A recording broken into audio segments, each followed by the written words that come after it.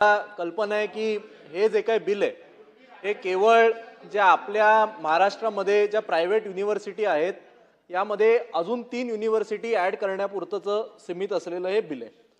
पण अध्यक्ष महोदय, या निमित्ताने मला दादा असतील किंवा सभागृहालाच काही आठवण करून द्यायची आहे की विद्यापीठ युनिव्हर्सिटी म्हणजे केवळ इमारत, एक बिल्डिंग नसते. उद्याच्या आपल्या राज्याचं, भविष्याचं, देशाचं भविष्य ठरवणारी ती एक संस्था असते. आणि त्यामुळे जेव्हा आपण सरकार म्हणून एखाद्या इमारतीला, एखाद्या वास्तूला ही मान्यता देतो, त्याचे परिणाम काय होतात ह्याचा सुद्धा आपण विचार केला पाहिजे. कारण एकदा राज्य सरकारने मान्यता दिली की मग पालक असतील, विद्यार्थी असतील, हे डोळे झाकून तिकडे ॲडमिशन घेऊन टाकतात. दादा, आज आपल्याला गरज कसली आहे? तर आपल्याला क्वालिटीची गरज आहे, केवळ क्वांटिटीची गरज नाही आहे. मी मुंबई विद्यापीठातनं पास झालो, त्यानंतर जागतिक स्तरावरच्या ज्या विद्यापीठामध्ये भारतरत्न डॉक्टर बाबासाहेब आंबेडकर शिकले त्या न्यूयॉर्कमधल्या कोलंबिया विद्यापीठात मी शिकायला गेलो. तिकडे मी मास्टर्स ऑफ सिव्हिल इंजिनिअरिंगची जेव्हा पदवी मिळवली तेव्हा जेव्हा मला विचारायचे, बाबा तू शिकलायस कुठे, मी जेव्हा मुंबई विद्यापीठ सांगायचो, तिकडे उपस्थित असलेला तो कॅनडामधला असेल किंवा आफ्रिकेतला असेल, प्रत्येकाला मुंबई विद्यापीठ हे विद्यापीठ माहिती होतं. हा दर्जा आपल्या मुंबई विद्यापीठाचा आहे, हे नाव आपलं मुंबई विद्यापीठाचं आहे. आज या मुंबई विद्यापीठाला संलग्न असलेली जवळपास 950 किंवा 1000हून अधिक सुद्धा कॉलेज असतील. असं असताना सुद्धा जी संलग्न कॉलेजेस आहेत ह्याच्या इन्फ्रास्ट्रक्चरवर, ह्याच्या रिसर्च कपॅसिटीवर, ह्याच्या फॅकल्टी वेकन्सीजवर, ह्याच्या इंडस्ट्री लिंकेजवर काम करण्याच्या ऐवजी आपण छोट्या छोट्या इमारतींना, छोट्या छोट्या प्लॉटना, छोट्या छोट्या प्रायव्हेट बिझनेसेसना आपण हे जे प्रायव्हेट युनिव्हर्सिटीचे दर्जे देतोय, उद्या जेव्हा विद्यार्थी या युनिव्हर्सिटीजमधनं कोर्स घेऊन बाहेर पडतील, खरंच या युनिव्हर्सिटीजच्या सर्टिफिकेटला जगात किंवा देशात किती मोठ्या प्रमाणात व्हॅल्यू असेल हा सुद्धा आपण विचार करायला हवा. प्रत्येक अधिवेशनामध्ये आपल्या सरकारच्या माध्यमातून या यादीमध्ये ॲड करायला आपण 1-2 अशी विद्यापीठं आणतो.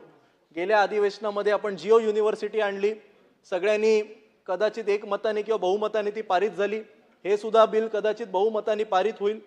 पण प्रायव्हेट युनिव्हर्सिटी तयार करताना केवळ त्याचे आर्थिक निकष न पाहता तिकडे क्वालिफाईड फुल टाईम फॅकल्टी आहे का ह्याचा आपल्या विभागाने तपास केला पाहिजे. आज आपण सगळ्यात उत्तम उदाहरण जर पाहिलं, सगळ्यात उत्तम एज्युकेशन जर कुठे घेतलं जातं गेले 200-300 वर्षांपासून, तर ते UK आणि US उदाहरण घेतलं जातं. त्यात खास करून मी USचं सांगतो, कारण सगळ्यात चांगला रिसर्च हा तिकडे कंपनीतनं होत नाही, हा तिकडच्या विद्यापीठांमधनं होतो. तुम्ही इंटरनेट म्हणा, गुगल म्हणा, स्पेस वेगवेगळ्या सिस्टीम्स म्हणा, या सगळ्याचं पहिलं संशोधन केंद्र ही तिकडची विद्यापीठं होती. आपण प्रायव्हेट युनिव्हर्सिटी का काढतोय की बाबा ट्रेडिशनल अभ्यासक्रमापासून काहीतरी वेगळं व्हावं. मग आपण हा विचार केला पाहिजे की या प्रायव्हेट युनिव्हर्सिटी या खरंच रिसर्चमध्ये कुठेतरी काहीतरी यांचं योगदान आहे का, किंवा हे जे कार्यक्रम, जे प्रोग्राम्स लिस्ट करतायत याच्यानी देशाला किंवा आपल्या सगळ्या समाजाला ह्याचा काही उपयोग होणार आहे का. इकडनं जी मुलं ग्रॅज्युएट होतील हे खरंच स्टार्टअप उघडणार आहेत की केवळ एखादी बाबा चांगल्या मोठ्या मुंबई युनिव्हर्सिटीत ॲडमिशन नाही मिळाली म्हणून त्या एक गालगोटियासारख्या एखाद्या दुसऱ्या युनिव्हर्सिटीसारखं होऊ नये, त्याच्यानी आपल्या संपूर्ण देशाची किती जागतिक स्तरावर बदनामी झाली हे काय मी सांगायची गरज नाही. आपण हे पाहिलं पाहिजे की तिकडच्या लॅबोरेटरीज या इक्विप्ड आहेत का. आज मी जी काही मुंबई विद्यापीठाची सांगितली 950 किंवा 1000 जी काही कॉलेज आहेत, इकडच्या लॅब सुद्धा धड नाही आहेत. मग आपण दादा ह्यावर जास्त लक्ष केंद्रित करायचं की केवळ एखादं बिल पारित करून जास्तीत जास्त प्रायव्हेट युनिव्हर्सिटी ओपन करायचा, याचा सुद्धाच विचार करायला पाहिजे. आपण हे करत असताना माझी अजून एक सूचना आहे, अजून एक विनंती आहे की इंडस्ट्री सोबत लिंकेज. जे विद्यार्थी महाराष्ट्र सरकारने पारित केलं, महाराष्ट्र सरकारने मान्यता दिली म्हणून जे विद्यार्थी या युनिव्हर्सिटीजमध्ये ॲडमिशन घेणार आहेत, उद्या त्यांच्या नोकऱ्यांचं काय.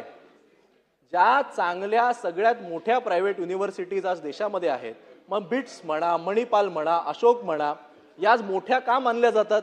एकतर तिकडनं जे विद्यार्थी पारित होतात यांना देशातल्या किंवा जगातल्या सगळ्या उत्तम कंपनीमध्ये जवळपास 95 ते 100% प्लेसमेंट मिळते. त्यांची पॅकेजेस ही 25 लाख, 50 लाख, 1-1 करोडापासून चालू होतात. म्हणून त्यांना पब्लिक युनिव्हर्सिटीच्या सुद्धा वरती प्राधान्य दिलं जातं. आपण ज्या या प्रायव्हेट युनिव्हर्सिटीज देतोय यांनी नक्की इंडस्ट्री सोबत लिंकेज केलेलं आहे का, यांचे जे अभ्यासक्रम आहेत हे इंडस्ट्रीला जे गरज आहे त्याच्याकरता स्किल्सची बेस्ड आहेत का, त्याच्याशी संलग्न आहेत का, हा सुद्धा आपल्या विभागाने या सगळ्यांना मान्यता देण्याच्या आधी विचार करायला पाहिजे. आणि या ज्या प्रायव्हेट युनिव्हर्सिटीज आहेत या केवळ बाबा श्रीमंतांना साध्या चांगल्या कॉलेजमध्ये ऍडमिशन मिळत नाही म्हणून या इथे आपण ऍडमिशन घ्यायची असं होता कामा नये, किंवा गरिबांची मुलं इकडे कधी जाऊच शकणार नाही. आपला या सगळ्याच्या फी स्ट्रक्चरवर सुद्धा कंट्रोल असेल का? एखादा ऑल्टरनेटिव्ह कोर्स जर आपण या विद्यापीठात सुरू केला आणि एखाद्या शेतकऱ्याच्या गरीबाच्या मुलाला जर तिकडे ऍडमिशन घ्यायची असेल आणि मग जर त्याला ती परवडत नसेल तर मग राज्य सरकार म्हणून आपण यावर काय कुठले आपण कसं नियंत्रण राबवणार याचा सुद्धा विचार मला वाटतं दादा हा आपण केला पाहिजे. आणि म्हणून मला असं वाटतं की आज आपण सगळे एकत्र मिळून कदाचित सजेशन्स नंतर आपण याला मान्यता सुद्धा देऊच, पण मान्यता दिल्यानंतर माझी खास करून आपल्याला ही कळकळीची विनंती आहे की दर 3 वर्षानंतर दर 5 वर्षानंतर याचं परत एकदा ऑडिट हे सरकारकडनं झालं पाहिजे. या ऑडिटमध्ये आपण तपासलं पाहिजे की ज्या विद्यापीठांना आपण सरकार म्हणून सभागृह म्हणून आपण मान्यता दिली यांनी नॅक ॲक्रिडेशन घेतलं का? नॅक ॲक्रिडेशनचं सुद्धा एक स्टँडर्ड असलं पाहिजे. सी ग्रेड आणि बी ग्रेड असतील तर यांची मान्यता रद्द करा. यांना कंपल्सरी ए किंवा ए प्लसचं ॲक्रिडेशनचे स्टँडर्ड्स मेंटेन करायला लावा. यांचे तुम्ही दादा प्लेसमेंट चेक करा. जर यांचे 80% पेक्षा कमी प्लेसमेंट असतील तर यांची मान्यता रद्द करा. यांचा फॅकल्टी टू स्टुडंटचा रेशिओ चेक करा. जर असं होत असेल की केवळ टेम्पररी प्रोफेसर बोलवत आहेत आणि बाबा एक इंडस्ट्री सुरू आहे तर यांची मान्यता रद्द करा. यांनी किती रिसर्च पेपर पब्लिश केले इकडे शिकणाऱ्या विद्यार्थ्यांनी यावर कुठेतरी अभ्यास झाला पाहिजे. आणि म्हणून एका बाजूला केवळ स्वतःच्या परिवाराचं स्वतःच्या उद्योग समूहाचं नाव मोठं करायला म्हणून जर कोणी प्रायव्हेट युनिव्हर्सिटी काढत असेल आणि विद्यार्थ्यांची आणि त्यांच्या पालकांची दिशाभूल करत असेल तर सभागृह म्हणून आपण केवळ त्याला जर मान्यता देत असू तर ते सुद्धा चुकीचं राहील.